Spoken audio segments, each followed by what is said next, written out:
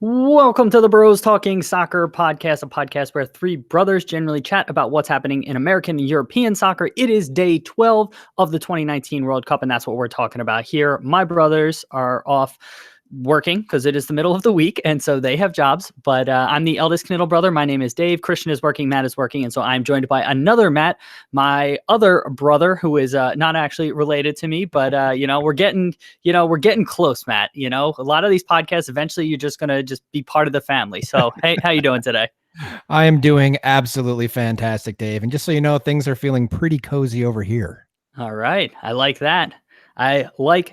So I am doing well. I'm excited. We got to sleep in a little bit here on the West Coast. And so we only but we only watched one match each today. And so it was a little break. I'm enjoying the World Cup, but sometimes, can be a little bit much. So I'm excited to talk about the one match today. Before we get into we'll talk about two matches, but we each, covered one. Before we do that, we are a part of the Big Heads Media Network. If you are into podcasts, you have to check out Big Heads Media. They have over 40 different podcasts for you to check out. Video games, psychology, whatever, like the true crime stuff. I'm not super into that stuff, but I've been listening to some of them and they're pretty interesting if you're into that whole world. There was one interesting one today that I listened to about history, and I am a jackass for not remembering the name of it. It was Body Count. And it was this cool, interesting look at history, but from a kind of almost like a funny perspective. So I don't know. That's one to check out. And there's tons of other ones on there. We're also a part of StadiumScene.tv. That is a network. If you're into sports, you have to check out StadiumScene.tv. That has all different kinds of content about a variety of sports, soccer heavy, but there's tons of other content on there. Go check out StadiumScene.tv. And if you're a soccer fan, which I assume you are, check out Radio Football. It is basically a 24/7 soccer app, but it basically functions as a radio station. So 24/7, they're playing soccer podcasts. So we're on there with other soccer podcasts. Go check that out. Download the app. Before we get into today's podcast and discuss today's games, we have our random question of the day from Jeff. Jeff, thank you for joining us. We always appreciate you joining us and sending in these fun questions. So Matt, this is a Dr. Doolittle question for you. For 1 minute, you have the ability to talk with one species of animal. Which species do you choose, and what do you say to them? So let's start with that one. I talk to dogs and I ask them, what's up with the whole poop eating thing? I assume that they're going to blame it on some dog named Reggie and be like, man, every damn Reggie I've ever met eats poop. That's what I would want to know, because it's a mystery. Why would you eat poop? Like any animal's poop. Dogs have eaten it, I swear. All right, so there you go. Mine is also dogs as well. Mine is probably a little bit more personal, but I would just love to talk to our family dog and just like shoot the shit with him for a minute or so. I ask him how to communicate, better. So I would also choose dogs. I was also, as sort of a backup, since you already took dogs, I was thinking like crocodiles, because they were alive when dinosaurs were here, and to like hear if they had any stories passed down, through generations, to hear if they had anything funky from the dinosaurs. So that was my backup one. Excellent. Also, he's got a backup or a follow-up question here. In addition to that, you also can talk to one celebrity animal. Which animal, and what do you ask them? Well, I chose the MGM lion. And I wondered if he were released to the wild after he was done being a world-famous lion in movies and stuff like that, if he could turn that into... My daughter is blaring music now above me. It's very distracting. Okay. Because I'm on the bottom floor. She's on. Anyway, I would wonder if he could turn that into his advantage with the lady lions. You're like, hey, lady, I've been in movies. All right, so there you go. I would want to talk similar kind of theme here. Well, just movies is my theme. Crystal the monkey. I think I had to Google this, and I guess that monkey, I don't even know if it's a he or a she, but the monkey has been in a number of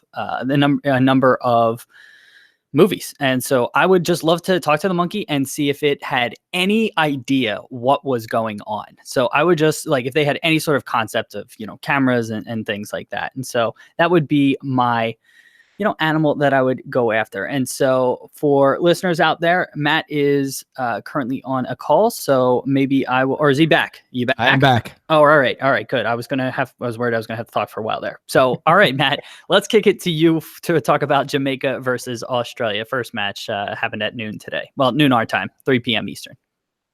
Well, I don't know about the Italy-Brazil match, but this one turned out to be a lot more exciting than I thought it was going to be. I thought it was going to be basically an Australian beatdown, which it kind of turned out that way. Well, it totally turned out that way on the scoreboard. But when you watch the match, it kind of didn't really play out that way.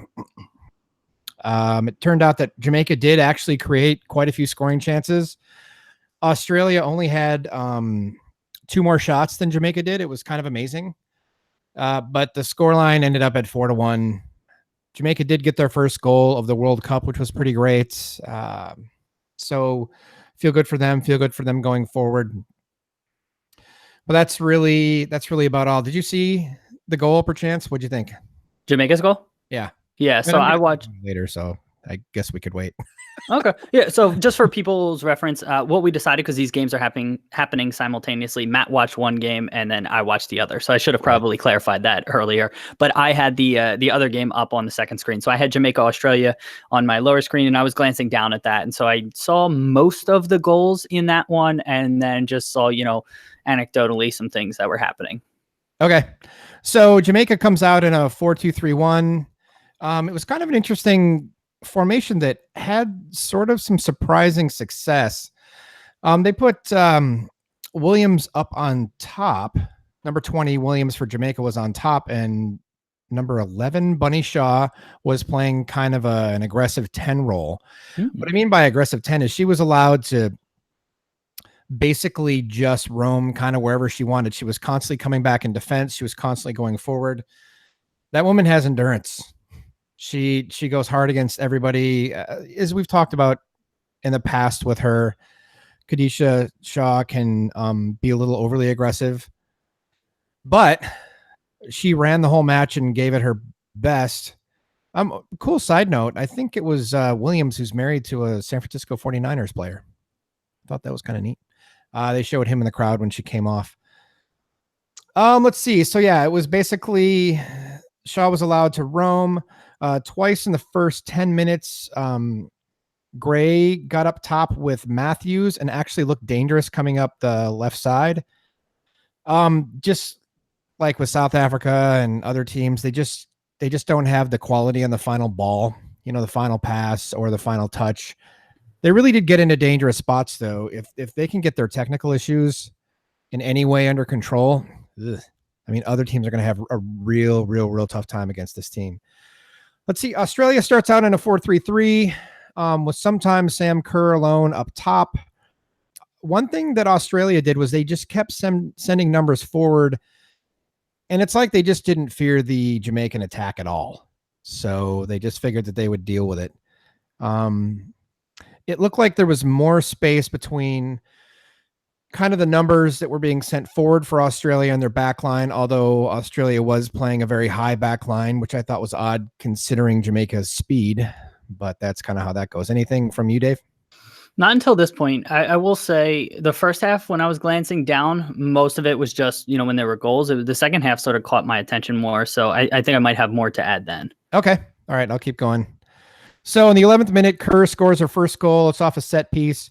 Jamaica clears it to the right. The ball falls to Lisa, I think it's Lisa Devanna, who happens to be one of my favorite players to watch, by the way. She is a small, hot-headed, incredibly fast, very technical player to watch. She's really good on the ball. She's a good passer. She's got pretty good vision. And she used to be the captain for Australia. Anyway, she passes the ball back to number 15, Gielnek, who puts a long ball into the box, and then Kerr heads it home past McClure. That was just a really pretty play. Devanna gets up the left side, realizes she doesn't have anything going forward, holds the ball up. Gielnek gets into space behind her. She passes the ball back. Gielnek does the long ball. Bam. Kerr scores. It was kind of like a looping header, right? Yeah. Any fault from either Jamaican player? I think Swaby was the player that was just behind Kerr. Could she have been closer? Could the goalkeeper have done more? Any thoughts there? So that's right. I wanted to say that. I thought McClure was too central on her goal, considering that Kerr was on the right side and her back. So Kerr was to McClure's right side, her back. She was facing the right side of the goal, and then McClure was still too central. I thought she should have been more like 1 or 2 steps to her right. And had she been 1 or 2 steps to her right, she makes that save. So I thought positionally, I thought she was slightly out of position. It wasn't horrible. I mean, you could make an argument for that. Well, what if she goes, but the angles, I think, dictated that she needed to be farther to her right. Was it Sueve? Yeah, she's just okay. So because there are 2 Swabbies, right? I think this is number 4 because there's a 17 Swabby, right? Oh yeah, because there's like Baby Swabby and Baby Swabby is I think it's number 17. Who's the center back? That's what I'm seeing right now. No, 4 was the player that was by Kerr on that one. There is Honestly, no 4. I didn't watch for that. So you know what? Actually, I might have that wrong. So it must have been Allison Swabby. I don't know. Yeah. Okay. I was watching for the passing sequences, so, and then the goal positioning. So, and then after that, Kerr starts really having fun. And as I had mentioned before, when Kerr's on and having a good time, she's really fun to watch. She puts a lot of effort in. She's really creative. She'll do things like turn to her right and then do a back heel, try to do a back heel to one of her teammates. So in the 37th minute, I found Swabby. She's a center midfielder, Swabby. So there she is. It was number 4. The center midfielder was back marking her for whatever reason, if they were in a 4-3-3 shape. So sorry, I just wanted to circle back on that. I will say for Kerr, she seems to feel the weight of gravity a little bit more than other players. You think? Yeah. Every time I glanced down, if there was any sort of contact or hint of contact, she was going to ground pretty easily. Is that something normal to her game? It depends. In the NWSL, if she's free, she will tend to stay on her feet more. Although I think the last year or two, she's been going to ground a lot more, realizing she can just get more chances and potentially get calls from the refs. To be honest, the NWSL doesn't pay that well for their officiating, and so they don't get top quality referees.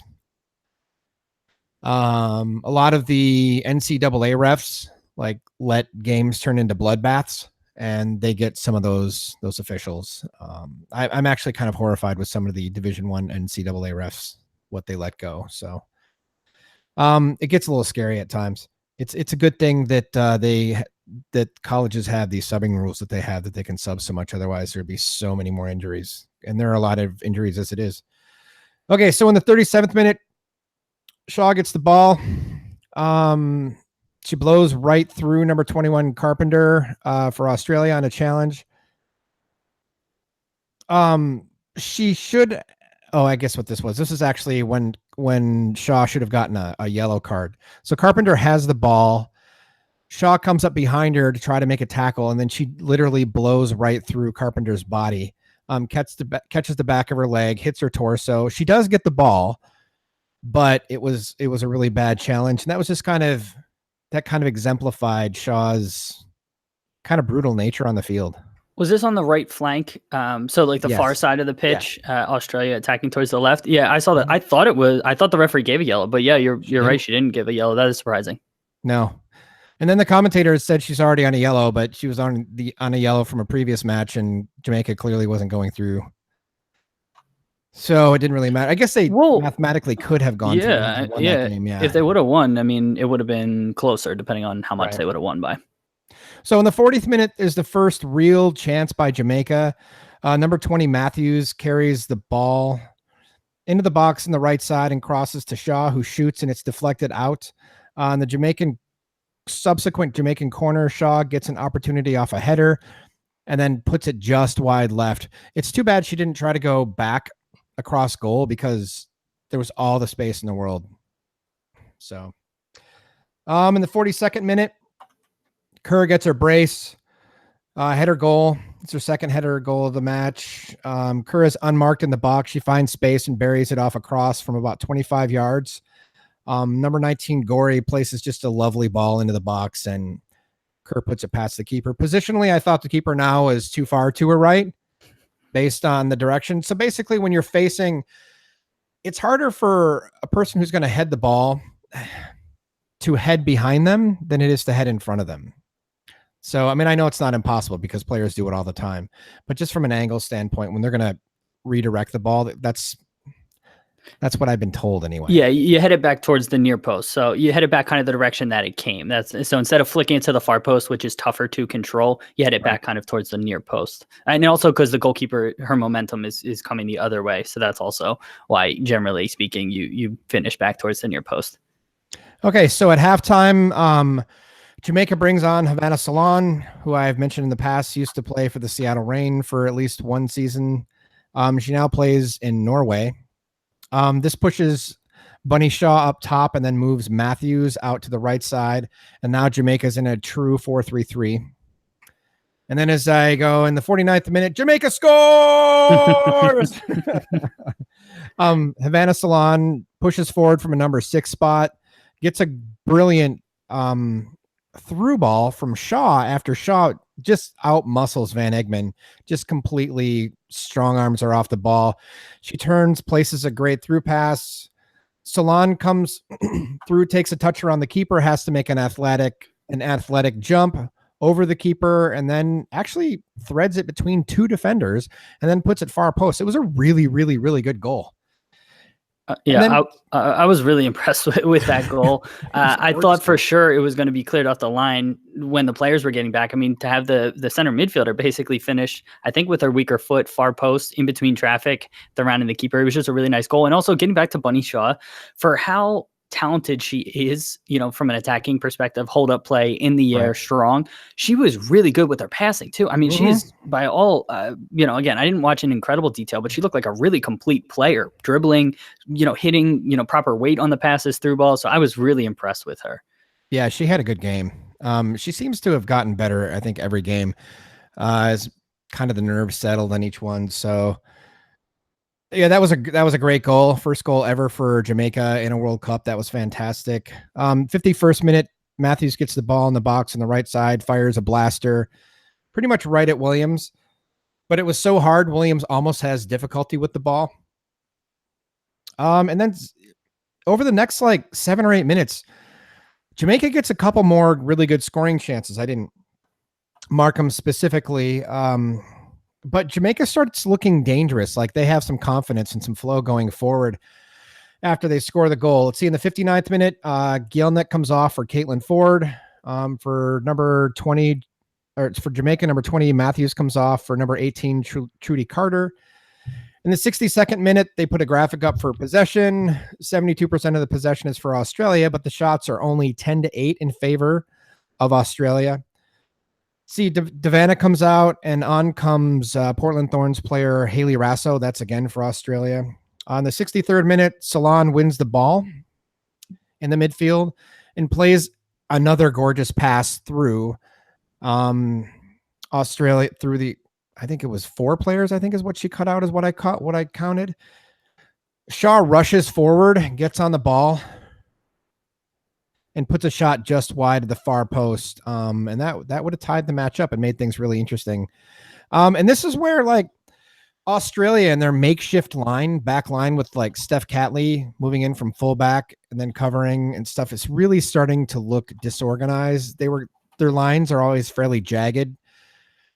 They look almost like they're defending too narrow. And I understand when you have a player like Bunny Shaw, you want to make sure people are covering her and you want to put numbers in front of goal. But if, whenever Jamaica went out wide, there was space. So anything on that? Nope. No, nothing on that. So in the 69th minute, Kerr gets her hat trick. See, Australia possesses it on the left side. They switch it to the right. Rasso dribbles to the end line, crosses it.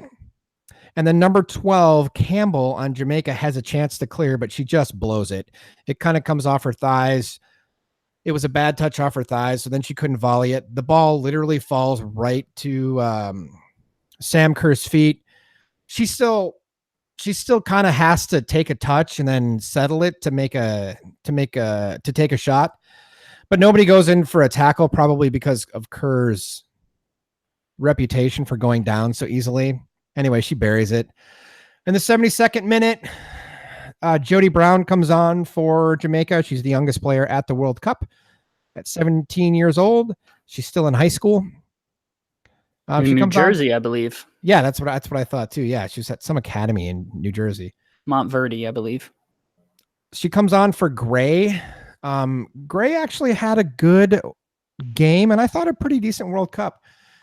She was dangerous going forward. She was just kind of part of the Jamaican not enough quality in the in her final touch or first touch or final pass, but she was in good positions. She's fast. She's strong. Let's see. In the 79th minute, Sam Kerr is chasing a ball in the box. McClure, she goes down. McClure, the Jamaican keeper, does actually make contact with her. It's really light contact. And I actually thought that should have been a penalty, but it wasn't called. I don't know. Did you see that at all? I did not see that play. Okay. So in the 83rd minute, McClure gets, this is just a stinker. Have you seen this where the McClure blows? So she gets a fairly easy pass back. Okay. It was not a bad pass from her left back. Maybe it was her left center back anyway. She takes a really bad touch. She tries to turn with the ball. The ball gets away from her. Kerr then sees the ball come loose, charges the keeper. McClure then tries to pass it out to her right back, completely whiffs the ball, but actually makes enough contact to move it just a little bit farther away from her, setting up Kerr even more. So then Kerr left foots it into the back of the net. So now Kerr has 4 goals, and that mistake gives Australia second place in the group. And my final note really is in the 86th minute. Lewick comes on for Gorey. I don't know anything about Lewick. Let's see. In summary, the game finishes 44-1, 74% possession for Australia, 85% passing accuracy for the Matildas compared to 59%, which is still insanely better than Nigeria's passing completion or percentage. Australia had 652 passes, which is a ton as opposed to 245 for the Reggae Girls. But one thing I wanted to note is if this is how Australia defends for the rest of the tournament, strong teams are going to have an awful lot of fun playing against them. They will always go ahead. Oh, so the only thing I was going to add there is that just glancing down at my computer a number of times, I was drawn to the game because when it was 2-1 after Jamaica scored, shortly into the second half, I mean, Jamaica looked very likely to score and Australia was very much on the back foot. And so again, against the more talented team, I think you're right. They might struggle. Well, that's the thing. I mean, for the next 12 minutes, Jamaica was the better side. So that's all there was to it. Let's see. Australia will always be dangerous going forward, considering their speed and players like Kerr, but their back line is in disarray. Let's see. Jamaica, I thought in the World Cup, because they're obviously out, they have acquitted themselves, even though they have 0 points. They scored 1 goal, but they've had really quality moments in every game. They looked intelligent. There were times where their defense was just in shambles, and then they would come out in the second half and look more organized and like they were getting it together. And I felt like defensively they grew every game in terms of their organization and they're trying to mark players. Hopefully Jamaica can get their act together and actually fund a women's team and not let it go for 6 years without any any national women's team. So that's it. That's all I got. Anything all right. We just have a question from Jeff. Thank you for joining us live on YouTube, Jeff. So he says, you have 1 striker for the rest of this tournament. Are you taking Sam Kerr or Alex Morgan? Well, first of all, I wouldn't take any of them. What do you mean?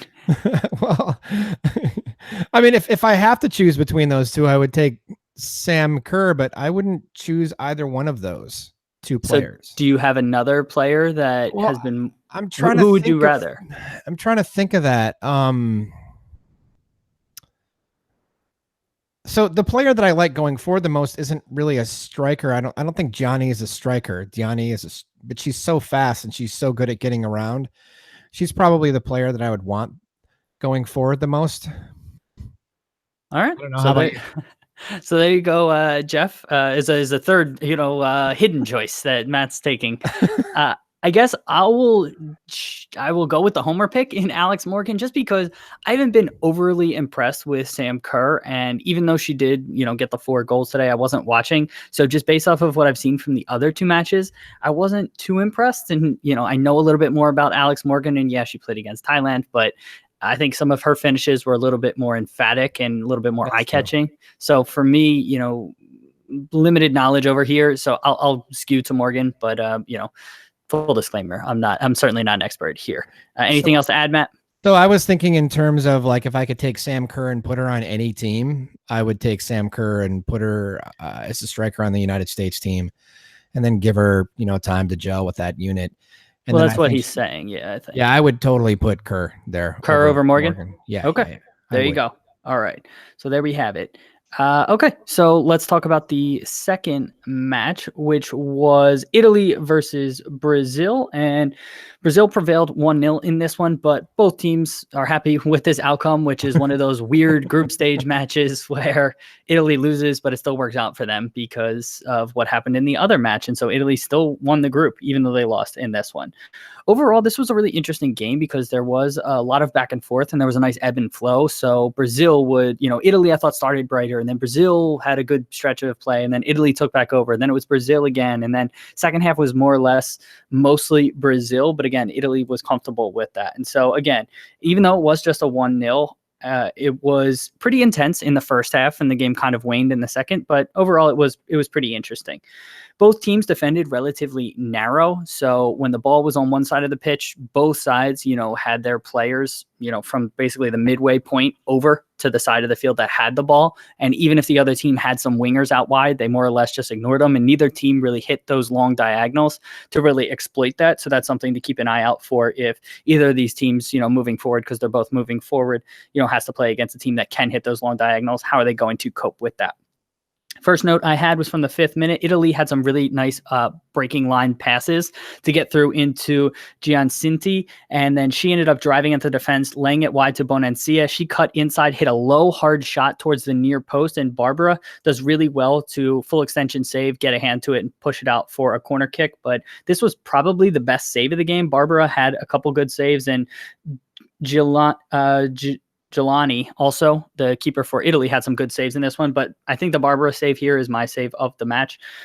It was good, physical. Both sides were committed in their tackles throughout. Bartoli, there was a weird situation that happened in the 12th minute where there was a foul by a Brazilian player, and then the ball sort of continued on. And then the referee, I guess, didn't call it very quickly, and Bartoli, the left back for Italy, had a really reckless challenge on Debinha. And so she goes over the ball. It's her studs are very high. And when they cut back to the referee, you see her giving a yellow card, and there's no other player in frame. And so I think I and a lot of other people assume that she gave the card to Bartoli there and then still gave the free kick to Italy for the earlier foul. And so again, it was very confusing. And the whole reason I'm bringing this up is because 3 minutes later, Bartoli has a really bad foul in the corner again, and she gets another yellow, or what I thought was the second yellow, and she just continues playing. And so I'm very confused at this point. And then I think Fox or, the producers got word, and then they ended up cutting back and sort of explaining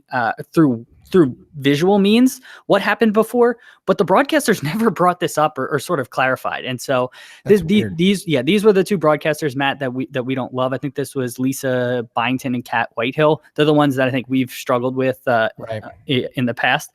And so again, I thought that needed to be clarified because the pictures weren't, always lining up. Set pieces then come from that second foul by Bartoli, and she eventually, one gets cleared, one goes out for a corner, then there's another corner or whatever. And the most dangerous kind of result of this is that Marta serves it in low into the near post, and Debinha gets a really nice flick behind her back, and then Jelani is coming across her goal and gets a hand up and pushes it over. But a really nice save there.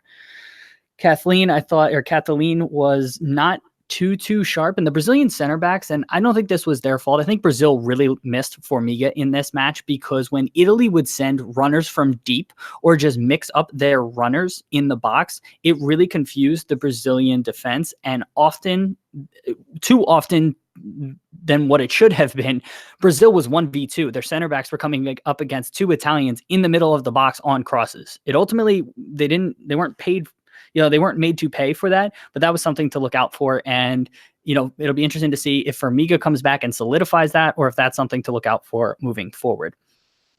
Something specific that happened in the 24th or 25th minute, and this kind of happened in the Australia match too. Italy served a cross into the far post, and Barbara was kind of frozen by the runners, and it almost sneaked in at the far post. We saw a similar thing happen with Brazil, Barbara specifically, against Australia. And again, that's something to look out for moving forward in this tournament. If there's a cross served in and you can get runners in front of the box, and if the cross is on frame, Barbara sometimes, may not play that correctly. And, we had Christian on over the weekend, the goalkeeping expert here, and he said, goalkeepers have to follow the flight of the ball. And Barbara's not exactly doing that. So that's something to keep an eye on as well. Matt, anything to add so far? Not so far, no. Okay. 29th minute. I want to highlight this. This ultimately was called offside, but this had a couple of awesome things that I still wanted to talk about here. So Italy has the ball, and there's a deep run by Gali, the midfielder for Italy. And I love when midfielders make aggressive runs into the box because it really throws off defenders, especially when they're not tracked. And so Gali takes it and runs into the box and draws Catalin. And Catalin basically has to choose between Gali and Girelli. And so she goes after Gali. Gali gets a head flick to it, and it goes to Girelli, who's a yard offside. And then Girelli, one-on-one with the keeper, probably 10 yards out, settles the ball.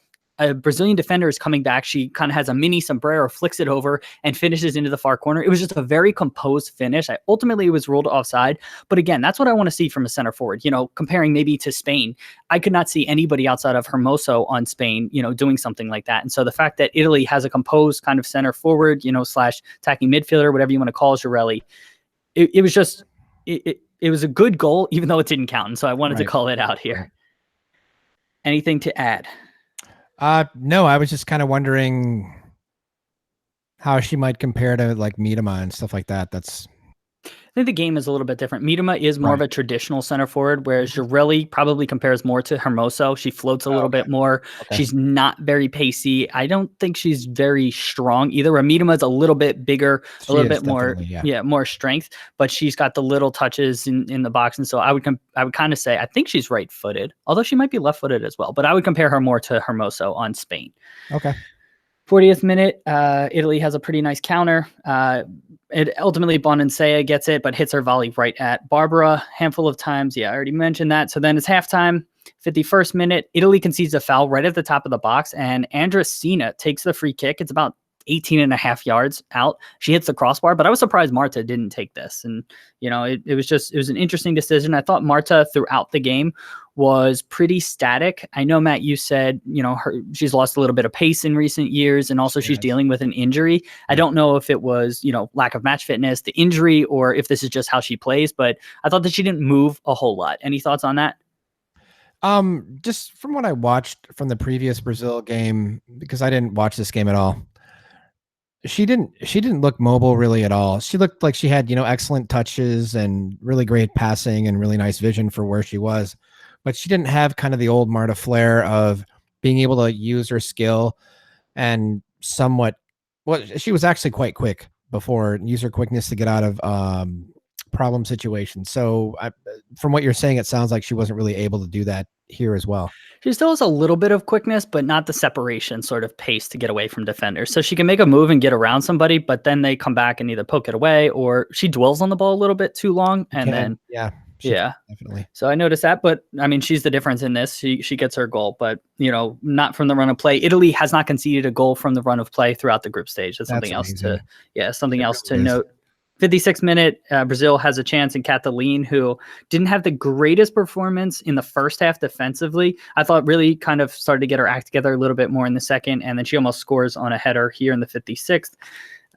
Everything else, I mean, we'll talk about the penalty. So 72nd minute, Dabinia has the ball, and she's driving at the Italian defense. And so she goes to get around the Brazilian center back that begins with an L, Linari. So she steps around her, and Linari does the thing which defenders are instructed to do, where you turn into the player that's running at you. And so basically the player then runs up your back. And so technically it is a foul on you, but oftentimes it's seen as a foul on the forward because they're running kind of over top of you. Dabinia is already more or less going to ground here. And so while this might be a foul outside of the box, and I know referees are supposed to call it the same way outside of the box as they do inside the box, for me, I thought that this was harsh just because of the the implications of giving that kind of soft foul in the box, and the fact that it results in a really great goal scoring opportunity, which Marta converts. But I didn't love this foul call. And do you understand like what I was trying to describe there and how the play kind of happened? What do you think about that? It's so difficult, but this World Cup, they've been giving soft calls. Yeah. I mean, you look at this the Scotland game, that penalty kick should not have been given on Rachel Corsi. That she didn't pull her at all. She basically just touched her shoulder, and then the Japanese player went down. So that seems to be kind of a theme in this World Cup: is let's just call it tighter, keep it cleaner. I don't know. I haven't specifically heard any instruction, to the referees about, hey, let's make sure we call these games tighter, but it's been consistent. So That's true. That's a good point. I mean, from refereeing, all we're looking for is consistency. So there is at least that. 74th minute, by the time the penalty is taken, Marta converts it. 17th World Cup goal for her, most of any man or woman at a World Cup. So congratulations to her. Fantastic. Yep. 85th minute, there's a collision between Berneshi. Bergameshi. Yes. She came on as a sub. My handwriting's terrible. And Monica comes through. Bergameshi gets a foot to the ball, and the ball's already off her foot, and there's a slight collision with Monica. For me, this isn't a foul. She got up incredulous that a foul wasn't called, but I was okay with no foul being called here. And that is it. So Brazil moves on, but Italy comes through in first out of the group. And so I'm just going to pull up real quick the standings in that. And so far we had Italy coming through on 6 points, +5 goal difference. Then we had Australia also on 6 points with +3 goal difference, but scoring 8 goals. Brazil also with 6 points, 3 goal difference, but they've only scored 6 goals. So Italy 1, Australia 2, Brazil 3. Matt, anything you would like to add there? I was actually hoping Australia would come in third. I've always kind of liked the Australian team. For some reason, right now they're not playing at the level that I feel like they should be playing at. So I felt like they should have been a third place team. To be fair, Brazil hasn't exactly been great. Although this game today sounds like maybe they were pretty good and maybe they've kind of ironed some things out. I thought they were really going to have problems with Formiga. Frankly, I can't wait to watch the game later, which I will. So yeah, and so just for reference, Australia will then take on Norway in the next round. Brazil is either going to be facing Germany or France, so that's a really rough break. Yeah, that's a really rough break for them. And Italy is through. We don't know their opponent yet, so that's kind of where things stand from this group. Matt, what was your save of the day? So I didn't really think any of the saves warranted a save of the day. But since I'm forced to pick one, it's going to be the Williams save off, I believe it was Matthews, when Matthews cannons a shot toward goal and when all the momentum was with Jamaica. It wasn't a specific, tremendously difficult save because it was right at her, but it still was extremely hard. She had to control it, make sure there was really no rebound. It almost got away from her. And that could have easily created a second, a scoring opportunity for a second goal, but she maintained it. So my save of the day was, again, that early shot by Italy in the 5th minute by Bonansea. Barbara gets down really well to her right, full outstretched, parries it around the post out for a goal kick. So that was my save of the day. Matt, what was your goal of the day? Oh, it's the Jamaica goal. I mean, that was not only was it Jamaica's first and only goal ever in a World Cup, it was such a high quality goal. So that has to be the goal of the day. So, all right, my goal of the day, I'm going to cheat and I'm going to say the 29th minute goal that wasn't a goal, because my moment of the day is going to be the other goal here. So my goal of the day is going to be that really nice goal that wasn't from Italy, where they had the deep run by Gali. I love a deep run from midfield. As a former center midfielder, I love it when they get involved in the attack. And then Girelli just so composed in front of net, finishes well. Ultimately doesn't count, but that's still my goal of the day. We make our own rules here. Matt, what was your moment of the day? My moment of the day is still the Jamaica goal. It just means so much for the team. All the Jamaican supporters erupted in the stadium. It felt to me like it changed the tide of the game far more than it should have, given the situation and how dominant Australia had been. I felt like Jamaica probably should not have had that much momentum, but Australia is turning out to just not be a very mature team, mentally mature. I know, if the United States or France or Germany or probably even Sweden gets scored on like that, they're going to be like, all right, let's buckle down. Let's do this. Let's tighten up. Not Australia. Australia starts running scared and then looks like they're going to get scored on again. So, yeah, that's my moment of the day. All right, something to watch out for. My moment of the day, absolutely, Marta, 17th World Cup goal, all-time record goal scorer, man or woman. That's the right way to say that. Congrats to her. Fantastic job. Gets Brazil the win. They're moving on to the next round, and she is a record holder. Matt, you ready to talk about tomorrow's matches? Sounds good. All right, we got Scotland versus Argentina happening at 3 p.m. Eastern Standard Time, and Japan versus England happening at the same time. Matt, what is going to happen in Scotland versus Argentina? I'm silent because I've been thinking about this. I have no idea. What I think is probably going to happen is what I don't want to happen. I want Scotland to win the game. That there's no way around it. I think Argentina is going to bunker like they always have, and I think they're going to get a counter goal, and then that's going to be it. And I think Argentina is going to win this game 1-0. I think Scotland technically is better. I think that Argentina just has a better system, and systems win a lot of times. So that's, and I also, they're gonna watch what happened in the previous match. They're gonna go down near Corsi all the time. They're gonna start going down and then hope that maybe they might get a call. Maybe they'll try to go for a penalty. So, but that's what I think is going to happen. And then would you say England plays who? England, Japan. Let me get my thoughts on Sorry. Scotland, Argentina here. And so Argentina, one of only 3 teams that have not scored at this World Cup so far. I think that we haven't seen, Scotland has been more or less on the back foot in both of their matches so far. But that's also been because they played against better opposition and opposition that wants the ball. Argentina is someone who doesn't want the ball. And so I think Scotland has talented, creative attackers that haven't been able to show themselves because they've been so far pinned back. And Argentina, I think, will sit back a little bit more, and maybe we'll see Kim Little. Maybe we'll see Cuthbert get opportunities. And so from that perspective, I think I'm going to give the slight edge to Scotland here. It's going to be a battle. It's going to be tough. Argentina is certainly no pushover we've seen so far, but I'm going to give the slight edge to Scotland. And so that's what I'm going to be looking out for. So Japan. Okay, go ahead. So let me make another quick point. One thing I had forgotten about was kind of the little quotient. For some reason, Scotland's coach is lining up one of the most technical players on the planet in basically a number 6 role against Japan. Little was the only person who could drive at players going forward on the Scottish team. She's clearly the most technical player on that team. I don't understand why she wasn't playing at the very least in an 8 role or probably a number 10 role. That's where she should be. Get the ball. She's got a low center of gravity. She's very strong. She's very quick turning. She's very deceptive. She's a good passer. I mean, her only problem is sometimes she dribbles too much with her head down. But I think actually if you put her in a number 10 position, or that's what I would put her in. She might be able to break down the Argentinian defense, maybe get a ball through to Cuthbert. So, yeah, now I'm more happy for Scotland. All right. But it depends on coaching, though. Yeah. Well, I also think that the opponent's also factored into that as well. But yeah, you're spot on. That's why I think the coach will deploy her further up the pitch in this one. And just to kind of set the stage.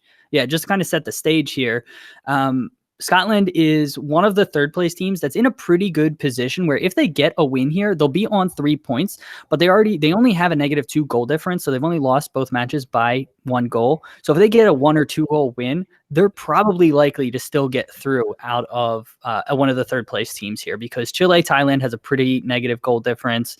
Cameroon and New Zealand are right there. And I think they're playing against each other. And then Nigeria has already finished with a -2 goal difference and on 3 points. And so if Scotland gets a win at all, they'll be better than Nigeria. And then they just have to do better than one of Cameroon, New Zealand, Chile, or Thailand. So that's something to keep an eye on here as well. Okay. Other match, we have Japan, England. What's going to happen there, Matt? I hope the second match versus Scotland, Japan team shows up. So it's actually a match. I hope that they don't try to play more defensively. I hope they expand like they did, and I hope that they try to go forward. So I don't know. I would assume that the Japanese coach she's going to have figured out that maybe that's the joy that they're going to have is by playing more like free-flowing possession attacking soccer. But sometimes I think the Japanese teams overthink things, and they might go, oh my gosh, England is very physical, they're very technical, they're very creative as well. I give the advantage to England in this game, but if both teams play the way that they should, I could see this ending up as being like a 1-1 draw. So, which would be good for both teams. Then they'll come through in first and second. Well, I don't know if it'd be good for both teams. I'm sure Japan wants to come through in first and avoid the tougher side. Oh, no, actually, if Japan comes in first, I think they actually are on the tougher side of the bracket with the U.S., France, Germany, assuming the U.S. gets through in first. So, yeah, that half of the bracket is going to be pretty wild if all the things kind of play out the way that we're expecting. So, yeah, it's going to be... going to be pretty wild, the knockout rounds. I'm going to say England gets the win here. I think that they are done with their experimentation. They had a lot of lineup rotation last match, kind of the same way the U.S. did. It was interesting that they rotated goalkeeper. That's always a weird decision to do in one of these major tournaments.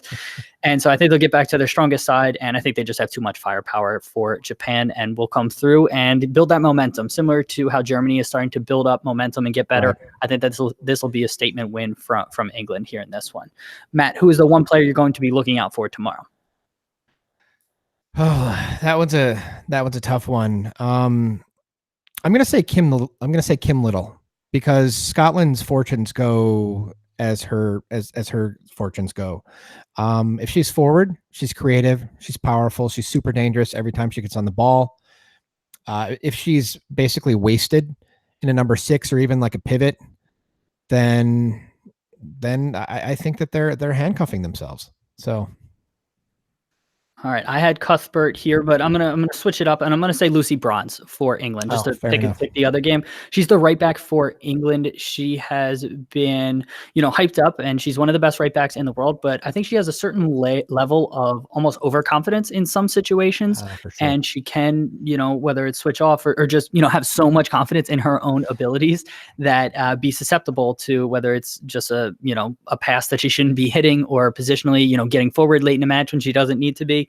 And so I'm going to be looking out for her. Again, she has been so good in attack and combining really well with, it's not Prince, Nikita Paris, the other, I know it was a P, Nikita Paris on the right side. And so that's been really dangerous for England. So I'm going to keep an eye on her, see if she can break down Japan, and see if she can do, a little bit more defensive work and sort of just close the games out. So that's who I'm going to be keeping an eye on. Matt, anything else you want to add? The only thing that I was going to add was you were talking about England's lineup changes. That has been Phil Neville's kind of modus operandi. The whole build up to the World Cup is not really keeping synergy in starting the same players. He seems to always want to tinker, and the English players, the team loves him. So they're behind what he's doing. I do wonder if that hamstrings him a little bit.